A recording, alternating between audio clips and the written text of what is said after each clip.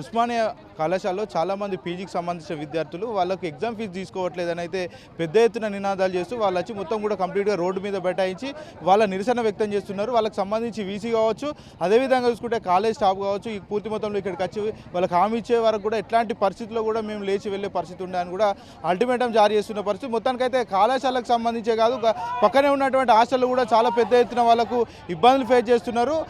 ఏదైతే హాస్టల్లో ఆహారం సరిగ్గా ఉండట్లేదు, నాణ్యత ఉండటం లేదు, వాష్రూమ్స్ కూడా పూర్తి మొత్తంలో కూడా బాగాలేని పరిస్థితి అనైతే వాళ్ళు రోడ్ల మీదకి వచ్చి ధర్నా చేస్తున్న పరిస్థితి. ఇప్పటివరకు కూడా కళాశాలకు సంబంధించి ప్రిన్సిపాల్ కూడా పట్టించుకోవట్లేదని కూడా వాళ్ళు చెప్తున్న పరిస్థితి ఇక్కడ మనం చూడొచ్చు.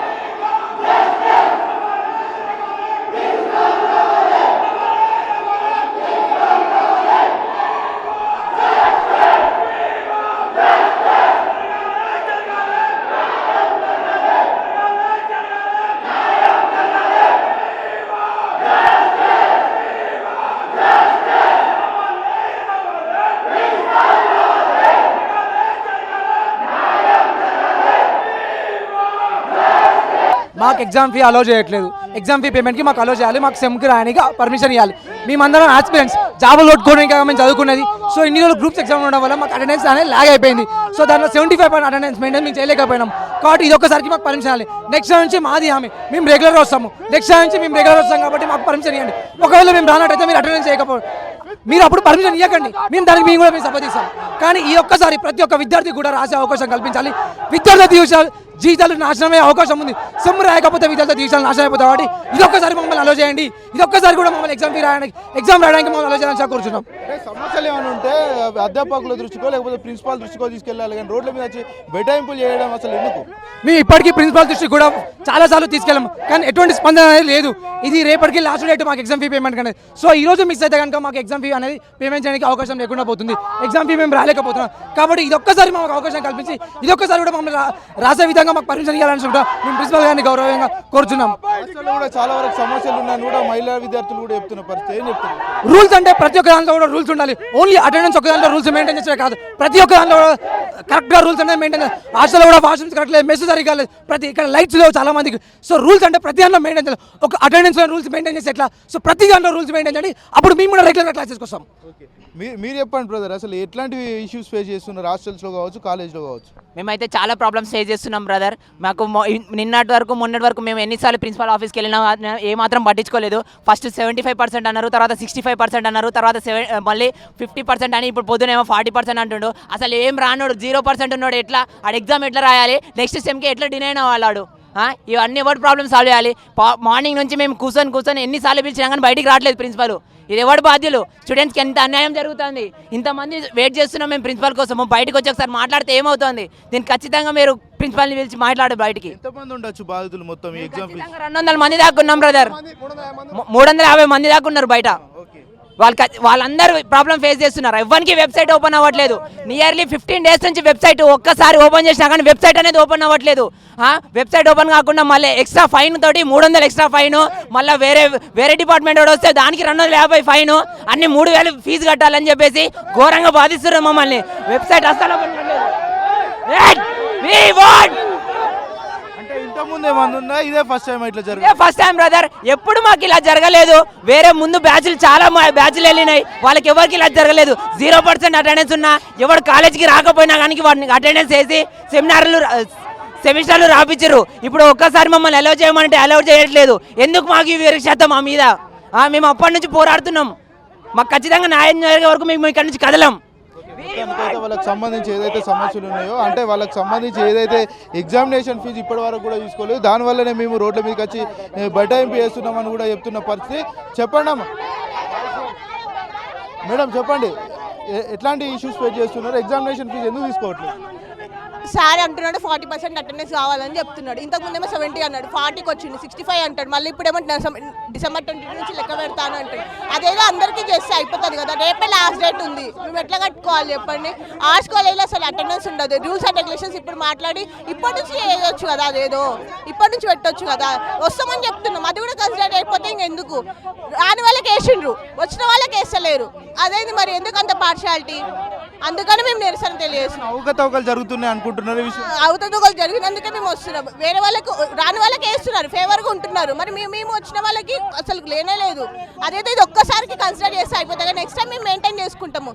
మేము ఎందుకు రావట్లేదు అంటే కాంపిటేటివ్ ఎగ్జామ్ ప్రిపేర్ అయినాము, Group 2కి రాసినాము, అందుకనే కొంచెం డిస్టర్బెన్స్ వచ్చింది. ఇప్పటి నుంచి కన్సిడర్ చేయండి, వస్తామని చెప్తున్నాము. ఈ ఇయర్ పెట్టిరా, ఇంతకుముందు కూడా ఉన్నాయని. ఇంతకుముందు మా సీనియర్స్ రాసిండ్రు, వాళ్ళకి అటెండెన్స్ అంత మ్యాండేటరీ అసలు కాదు. ఇప్పుడు పెట్టిండ్రు మ్యాండేటరీ 40% ఉండాలి, 75% ఉండాలి అన్న. ఇది ఒక్కసారి కన్సిడర్ చేయమని చెప్తున్నారు కదా. అది కూడా ఈ 10 రోజుల నుంచే చేంజ్ అయింది, ఇంతకుముందు చెప్పలేరు. మరి అంటే మీకు ఏమైనా ఇష్యూస్ ఉంటే కాలేజ్ మేనేజ్మెంట్ తోటో లేకపోతే ప్రిన్సిపల్ తోటో మాట్లాడి ఇట్లా రోడ్ల మీదకి వచ్చి కూర్చోవడం ఎందుకంటారు? మాట్లాడినాము మేము ఇంతకుముందు కూడా అక్కడ తెలియజేసినాం, ఆయన ఏం పట్టించుకోలేదు. మరి మాకేం సొల్యూషన్ చూపలేదు, అందుకని ఇప్పుడు ఈడ వచ్చి కూర్చున్నాము. ఇంతకుముందు మంచిగా అక్కడనే HOD దగ్గర అడిగినాం, మా లెక్చరర్స్ని అడిగినాం, తర్వాత ప్రిన్సిపల్ దగ్గర పోయినాం. మీరు ఎవరన్నట్టు మాట్లాడుతున్నాడు, అందుకని ఈడ వచ్చి కూర్చున్నాం. అంటే గర్ల్స్ హాస్టల్లో కూడా చాలా వరకు సమస్యలు ఉన్నాయని కూడా చెప్తున్నారు. ఏమైంది అసలు గర్ల్స్ హాస్టల్లో ఇట్లాంటి ఇబ్బందులు ఫేస్ చేస్తున్నారు? ఫుడ్ మంచిగా ఉండదు, రైస్ మంచిగా ఉండదు, వైఫై లేదు, లైట్స్ ఉండవు, అవన్నీ పట్టించుకోండి. కానీ అటెండెన్స్ మాత్రం కావాలంట. అవన్నీ కరెక్ట్ ఉన్నప్పుడు అప్పుడు అటెండెన్స్ అడగాలి కదా అన్న. ఇప్పుడు అవన్నీ ఫస్ట్ కరెక్ట్ పెట్టమని, తర్వాత అటెండెన్స్ ఎందుకు రాదు? అవన్నీ అవసరం లేదు, అటెండెన్స్ ఒక్కటి ఉంటే సరిపోతుందా? ఓకే, మీరు చెప్పండి మేడం, ఎగ్జామినేషన్ ఫీజు ఎందుకు తీసుకోవట్లేదు అనుకుంటున్నారు? దాని ఎలాంటి ఉద్దేశాలు ఉన్నాయి అనుకుంటున్నారు?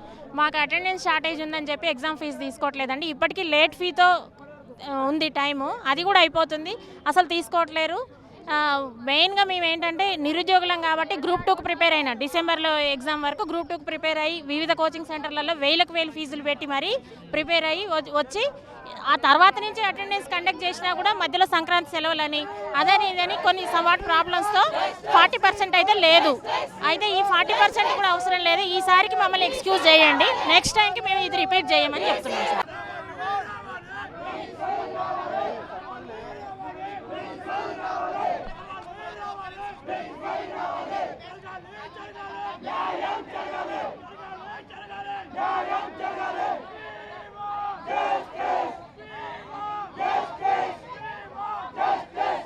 వాస్తవంగా ఎగ్జామ్ ఫీజు తీసుకోకపోతే అంటే ఎందుకు తీసుకుంటలేరు? ప్రధాన కారణం ఏంటంటారు? ఇక్కడ ఓన్లీ స్టూడెంట్స్ అటెండెన్స్ ఫీజు దీని గురించనే మేము రోడ్లు ఎక్కలేదు. ఫస్ట్ మేము కొన్ని క్వశ్చన్స్ ప్రిన్సిపల్ గారిని అడగాలనుకుంటున్నాము. ఈ కాలేజీలో ఎంతమంది రెగ్యులర్ ఫ్యాకల్టీ ఉన్నారు? ఒక HOD తప్పిస్తే ఒక్కొక్క హిస్టరీ డిపార్ట్మెంట్ సెకండ్ ఇయర్కి క్లాస్ రూమే లేదు. మరి వాళ్ళు ఎక్కడ పాఠం వినాలి? ఈ యూనివర్సిటీలో రోడ్ల మీద నుంచి హైవేలో పోయినట్టు బండ్లు పోతాయి. అనేక సార్లు మా వాళ్ళకి యాక్సిడెంట్లు అయ్యి దెబ్బలు తగిలి హాస్పిటల్లో పడ్డోళ్ళు ఉన్నారు. హాస్టళ్ళల్లో వాష్రూమ్స్ సరిగా లేవు, కాలేజీలో సదుపాయాలు ఉన్నాయి, లైబ్రరీలో నాన్ బార్డర్స్ ఉంటారు. ఇన్ని ఇష్యూస్ మీద చిత్తశుద్ధి లేనటువంటి ప్రిన్సిపాల్ గారికి ఓన్లీ అటెండెన్స్ ఎందుకు కనబడుతుంది? ఇప్పుడు గతంలో ఏదైతే బడుగు బలహీన వర్గాలు ఎస్సీ బీసీ వాళ్ళు వచ్చి ఇక్కడ చదువుకుంటారని చెప్పినరో వాళ్ళ నుంచి గ్రూప్ ఆఫీసర్లు కావాలంటే కాంపిటేటివ్ ప్రిపేర్ కావాలి. సరే అటెండెన్స్ కాలేజ్ గురించి మంచిగా మాట్లాడి మేము సపోర్ట్ చేస్తాం, కాకపోతే మన నుంచి ఆఫీసర్లు కావాలంటే మనం ప్రిపరేషన్ చేయాలి కదా, దానికి సపోర్ట్ చేస్తారా? లేదంటే సరే మీరు యూనివర్సిటీలో ఉండవలసినటువంటి విషయాలన్నింటినీ కరెక్ట్గా చూడండి, అటెండెన్స్ విషయంలో కూడా మేము సహకరిస్తాము. ఇంకొక విషయం నేను అడగాలనుకుంటున్నా, ఇక్కడ ఉన్న మేమందరము రెగ్యులర్గా వస్తాం, ఈ రోజు నుంచి క్లాస్కి రెగ్యులర్గా వస్తాం, మా అందరికి ఉద్యోగాలు పెట్టిస్తాడా ప్రిన్సిపాల్ కానీ HOD కానీ ఎవరినైనా అడుగుతున్నాము. మేము రెగ్యులర్ 100% వస్తాము. పీజీ అయిపోయాక మా బతికేంది? రోడ్ల మీద పడాలనా? ఈ పీజీ చేసుకొని ఒక జాబ్ కొట్టుకోలేక మేము రోడ్డు మీద పడితే మా కుటుంబం ఎవడు ఆదుకోవాలి? పీజీకి 100% రండి, మీకు ఉద్యోగాలు ఇప్పిస్తాను రాసేయమనండి, ప్రిన్సిపాల్ని వస్తాం. రెగ్యులర్ ఫ్యాకల్టీని 100% ఓయూకి 1200 చిల్లర ప్రొఫెసర్లు ఉండాలి, 300 కూడా లేరాడ గతి లేరు, ఉన్నోళ్ళ చక్కగా రారు. సరే మీకు ప్రాబ్లమ్స్ ఉన్న విషయం వాస్తవం కావచ్చు, కాకపోతే మీరు నేరుగా ప్రిన్సిపల్ దగ్గరికి వెళ్ళి ఆయన దగ్గర మీ సమస్యలు చెప్పుకోవచ్చు కదా, రోడ్ల మీదకి ఎక్కి గొడవలు చేయాల్సిన అవసరం ఏముంటుంది? చెప్పే ప్రయత్నం చేసినాం, ఇప్పటికి 10 సార్లు పోయి కలిసినాం మేము. ఎన్నిసార్లు కలిసినా నేను అట్లా చేయను, నేను ఎడ్స్ని అడగాలి అని టైంపాస్ కాలయాపన చేస్తున్నాడు తప్ప ఇక్కడ పరిష్కారం చూపెట్టట్లేదు. అక్కడ ఎవరైతే మేము పొద్దున బ్లాక్ చేసినప్పుడు వచ్చిండు, మేము చెయ్యము అది ఇదని మాట్లాడేసి వెళ్ళిపోయిండు. మళ్ళీ ఇప్పటి వరకు ప్రిన్సిపల్ రావాలని ఎంత పట్టుబట్టినా 1.5 గంట నుంచి విద్యార్థులు ఇక్కడ సతమతం అవుతుంటే రాలేదు. ఎండల్లో మేము కూర్చున్నాము. ఒక ప్రిన్సిపల్ అయ్యుండి మరి రావాల్సిన బాధ్యత వారికి లేదా అని మేము అడగదలుచుకున్నామండి. మాకొకటే, అన్ని రూల్స్ కరెక్ట్గా పెట్టండి, యూనివర్సిటీలో అన్ని సదుపాయాలు కల్పించండి. ఈ 100% క్లాస్కి వస్తే ఉద్యోగం ఇస్తాము, మార్గం చూపెడతాము. ఇక్కడ ఉన్నోళ్ళు పేదోళ్ళు, అకామిడేషన్ కోసం బరాబర్ వచ్చిన వాళ్ళు హాస్టల్లో బయట ఉండి చదువుకోలేరు ప్రైవేట్లో. అంటే విద్యాసంస్థకు సంబంధించి యూనివర్సిటీలో కూడా పూర్తి మొత్తంలో చాలా బడ్జెట్ కూడా గవర్నమెంట్ కేటాయించింది కదా, మరి మీరు వాస్తవంగా మేము చాలా ఇబ్బందులు ఫేస్ చేస్తున్నాం, మాకు ఈ సౌకర్యాలు కూడా మెరుగలేవని చెప్తున్నారు. సరే, బడ్జెట్ కేటాయించిందో లేదో మాకు తెలియదండి, కాకపోతే ఇక్కడైతే ఇంప్రూవ్మెంట్ లేదు. ఇక్కడ రెగ్యులర్ ఫ్యాకల్టీ హైర్ చేసుకోవట్లేదు, ఎటువంటి ఫెసిలిటీస్ లేవు, లైబ్రరీని డెవలప్ చేయట్లేదు, ఏం చేయట్లేదు. ఉత్త అటెండెన్స్ మాత్రం ఇంత ఖచ్చితంగా ఎందుకుంటున్నారు? ఇక్కడ ఇంతమంది పేద విద్యార్థులు కాదా? వీళ్ళ గురించి ఆయన వీళ్ళ తరపున ఆలోచించడా? రేపు ఎగ్జామ్ ఫీజు లాస్ట్ డేటు, ఈ రోజు వరకు కూడా లింక్ ఓపెన్ కాని పరిస్థితి. ఏంది ఇది? ఎందుకు పనిచేస్తున్నాం? ఓయో అధికార యంత్రాంగం ఏం చేస్తున్నది? రేపు నోటిఫికేషన్ చూపెడతా 6 తారీఖు లాస్ట్ ఉన్నది, ఇప్పటి వరకు కూడా సైట్ ఓపెన్ కాదు. ఇదేనా మీ పని విధానం? ఏమనంటే కట్టిస్తాం అది ఇది అని చెప్తారు. ఫస్ట్ 75% అన్నారు, 65 అన్నారు, 50 అన్నారు, 40 అన్నారు, 30. ఏంది కూరగాయల బేరమా? ఇప్పుడు నేను ఒక్క విషయం, చిన్న ఎంత ఉండాలంటున్నారు మాట చెప్తా. ఈరోజు 4 గంటలు క్లాస్కి వస్తే ఈ క్లాస్కి వచ్చినందుకు నాకు ప్రయోజనం జరిగిందని చెప్పి మనకు అనిపించాలి. అట్లా చెప్పాలంటే మంచి సబ్జెక్ట్ ఉన్న ఫ్యాకల్టీ ఉండాలి, రెగ్యులర్ ఫ్యాకల్టీ ఉండాలి. లేరు, పార్ట్ టైమర్లను కాంట్రాక్టర్లను పెట్టి నడిపిస్తున్నారు. ఇప్పుడేమో రావాలి క్లాస్ కంటే భవిష్యత్తు పోతే మీరు ఇస్తారా? ఇంతమందికి మీరు నౌకరు ఇప్పిస్తారా అని అడుగుతున్నా, దానికి జవాబు చెప్పమనండి. ఇక్కడ ఇది ఒక్కసారి ప్రిన్సిపాల్ దయచేసి అవకాశం కల్పించవలసిందే కోరుతున్నాం. ఇక్కడ విద్యార్థులు 2 సంవత్సరాలు ఇక్కడ పీజీ కోసం ఇక్కడ జాయిన్ అయితే కాంపిటేటివ్ పర్పస్లో కోచింగ్లో వెళ్ళడం జరుగుతుంది, నెట్కు ప్రిపేర్ కావడం జరుగుతుంది. అదేవిధంగా వాళ్ళు కొన్ని హెల్త్ కండిషన్స్ వల్ల కానీ కాలేజీకి రాలేకపోతుంటారు. సో ఇవన్నీ దృష్టిలో పెట్టుకోవాలి. ఇవన్నీ దృష్టిలో పెట్టుకుని ఇదొక్కసారి అవకాశం కల్పించవలసింది ప్రిన్సిపాల్ సార్ని కోరుచున్నాము. అదేవిధంగా ఇప్పుడున్న నోటిఫికేషన్ సీఎం రేవంత్ రెడ్డి అన్న గారు ఇవి జాబ్ క్యాలెండర్ రిలీజ్ చేయడం జరిగింది. వాటి కోసం ప్రిపరేషన్ కోసం మేము ప్రిపేర్ కావడం జరుగుతుంది. గతంలో చూసుకుంటే జాబ్ క్యాలెండర్ ప్రకారం ఇక్కడున్న కాంపిటేటివ్ వాతావరణం ఎక్కువ ప్రభావితం చూపడం జరుగుతుంది. ఈ అటెండెన్స్ ప్రాబ్లం వల్ల మమ్మల్ని ఎగ్జామ్ రాయకపోవడం, ఫీజు కట్టించుకోకపోవడం అనేది ఇది సరైన వైఖరి కాదు. దయచేసి ఇదొకసారి అవకాశం కల్పించవలసిందిగా కోరుతున్నాము. ఇంతమంది ఎండలో ధర్నా చేయడం కూడా జరుగుతుంది, చూస్తున్నారు మీరు కూడా. ఒకరి ప్రాబ్లం కాదు, ఇది స్టూడెంట్ అందరి ప్రాబ్లం. ఈ అందరి ప్రాబ్లం ఒకసారి దృష్టిలో ఉంచుకొని ఈ కఠినమైన వైఖరిని సరైనది కాదు కాబట్టి ఇదొక్కసారి ఫీజు కట్టించుకొని ఎగ్జామ్కి అలో చేయాల్సిందిగా ప్రిన్సిపాల్ సార్ని కోరుతున్నాం. బెస్ట్ లెక్చరర్ ఉన్నాడు, ఇంకో స్కాలర్ చెప్తున్నాడు. అలాంటిది మేము క్లాసులోకి ఎలా రావాలి? ఫస్ట్ ఆఫ్ ఆల్ మా హాస్టల్ దుస్థితి చూడండి ఒకసారి.